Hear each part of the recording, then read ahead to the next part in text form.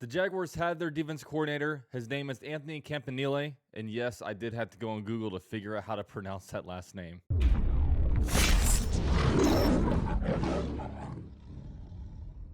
Now, before we get into our defense coordinator, shout out to this video's sponsor, BetUS. And guys, did you know that BetUS actually has a casino now? So they have live slots. They also have live dealers like blackjack dealers, poker dealers, all that different kind of stuff. And for all my followers who are interested in that, they will offer you a 200% sign-up bonus on your first sign-up up to $5,000. So if that's something that you guys are interested in, they also have a crypto 250% deposit bonus as well. So shout out to BetUS, and let's go ahead and talk about this defensive coordinator. So a little overview on Anthony Campanile. He's been coaching for a while. I mean, ever since 2006. He started coaching high school from 2006 to 2011. Then he went into the college ranks from 2012 through 2019. And then he got his first NFL experience for the Miami Dolphins from 2020 to 2023 as a linebackers coach. Then in 2024, he got a job with the Green Bay Packers as a linebackers coach and run game coordinator. And now he is a Jaguars defensive coordinator. Now, don't really know too much about him, to be honest, besides that. I know for me, when I was wanting the Jaguars to get a defense coordinator, I was kind of wanting to go away from this route. I was wanting to be able to hire somebody who's done it before.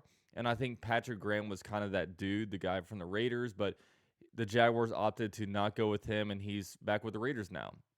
But this is 100% a Liam Cohen hire.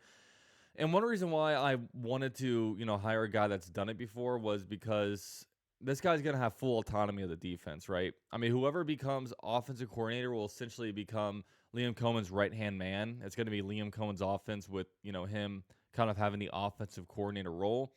But on the defensive side, the defense coordinator is going to be basically the head coach of the defense. I mean, he's going to have full autonomy. Liam Cohen, he said himself, he'll get involved when he needs to. And, of course, he'll be monitoring stuff over there. He's not going to be completely hands-off, but he's going to let the coaches coach, and that's a really good thing. So I think that Shad Khan and maybe Tony Vaselli probably wanted to go the Patrick Graham route, but they're not going to. The worst way to start a head coach tenure is if you get assigned coordinators, right? So, we'll see with this guy. I mean, he's pretty highly regarded, not too much NFL experience, but the Jaguars will move forward, and, we'll see if this guy can turn out to be any good, because when you look at the Jaguars defense, there's a lot of work to do. I do think there is some talent, but the Jaguars are basically the bottom quarter of the league in so many different categories, and all the important categories, right? Dead last in takeaways. They have pieces like Josh Hines-Allen, they have Trayvon Walker, they have Tyson Campbell, and outside of that, I mean, Foye Oluokun's pretty good, but he's Jaguars are paying him some money.